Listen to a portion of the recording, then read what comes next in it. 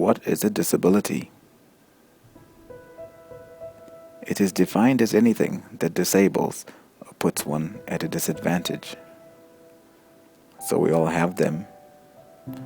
We are all different in some way. Does it mark us as weak? Does it give us an excuse to quit? A disability does not define us, no matter how small or how big it is. We define what kind of person we want to be by how hard we work to overcome it.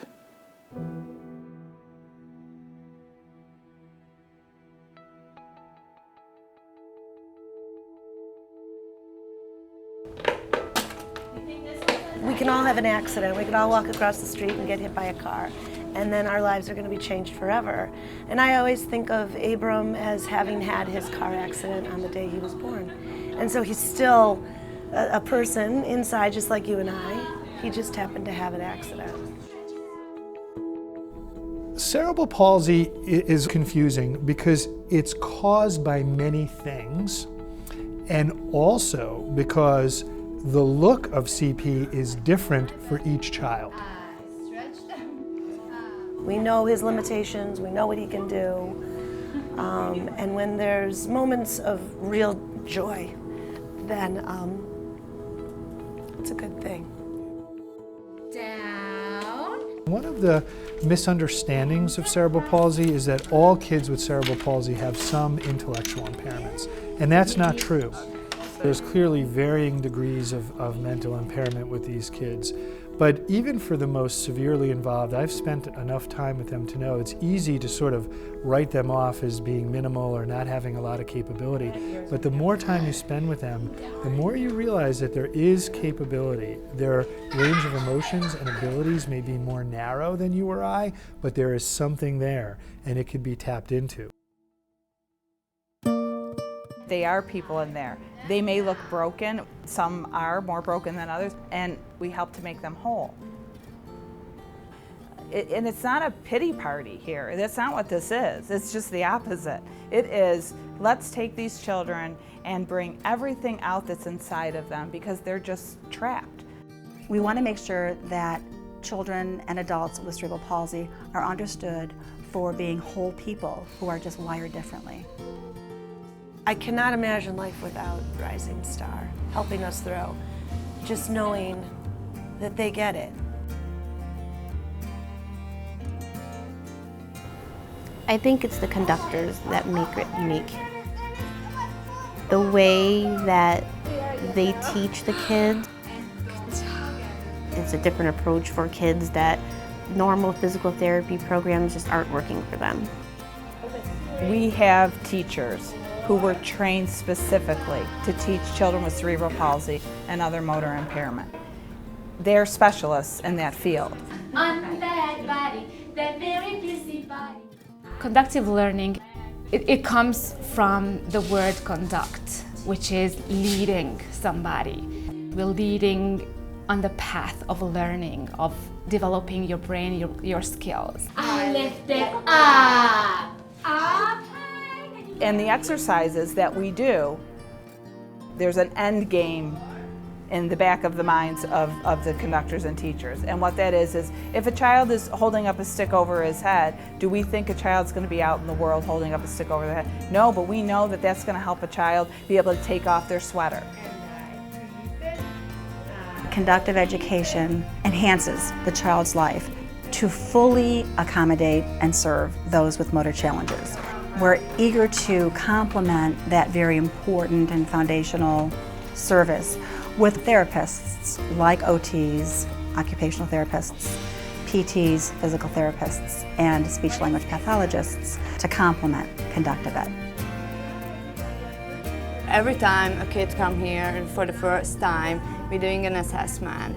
And it's all about touching them and feeling their body, their muscles, how their muscles working. Because every kid is different, and that's when you can figure out how you can help them.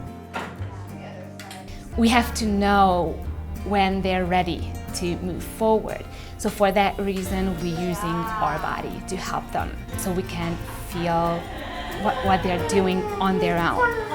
but I feel what segment they can carry out, so I can take slowly and gradually away the help. We're helping them to figure out an easier way or a better way for their body, for their minds. I spent the afternoon here watching the Rising Star program, which I've heard about through my patients. And I'm new to it, but I was very impressed not only by the way they got these kids moving, but the way they were relating with the therapists. To me, the relationship that I saw between the therapist and the patient was almost just as important to me as what they were doing with their movement. The positive reinforcement, the caring between the therapist, I think they call them conductors, and the child was very moving to me. Good job! Nice!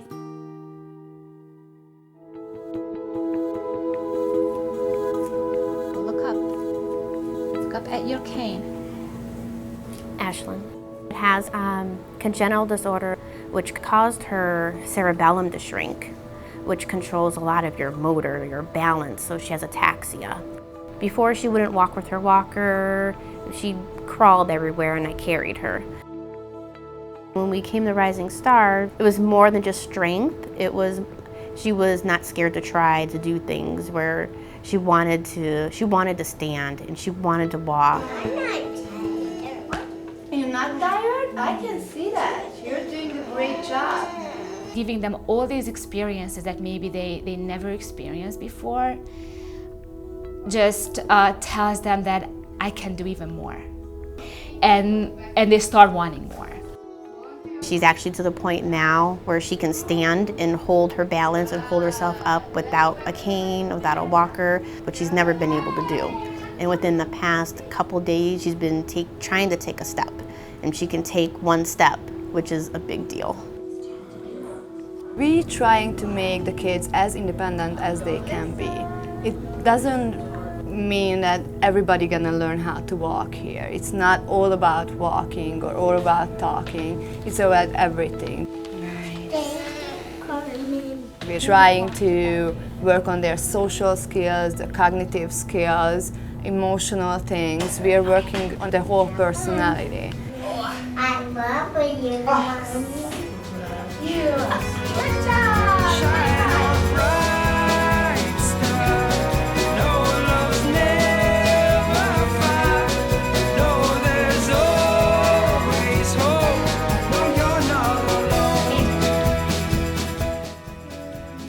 We need to care about what's happening at Rising Star because, plain and simple, it's best practice for kids with motor challenges.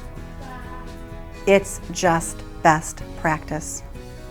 It's cutting edge, holistic, comprehensive, efficacious, meaning that it does what it's supposed to do. I can't even believe how fortunate we are to have it in my backyard. And I said it takes us 30 minutes to get here, and so what? It's 30 minutes. To go to the best program that is out there in the world for cerebral palsy. I could see right here, this is a lean operation, and what's going on is these therapists are working tirelessly with these children to improve their movement and their function. So I would think, what better place to give your money would be towards helping a child with disability, but what a better place like Rising Star to see that your money is going to directly help kids who maybe can't afford this kind of therapy. One thing I could think of that is important for parents to take away from this is a sense of real hope. Not just lip service, but an actual living, breathing example through their child of progression forward. This program works.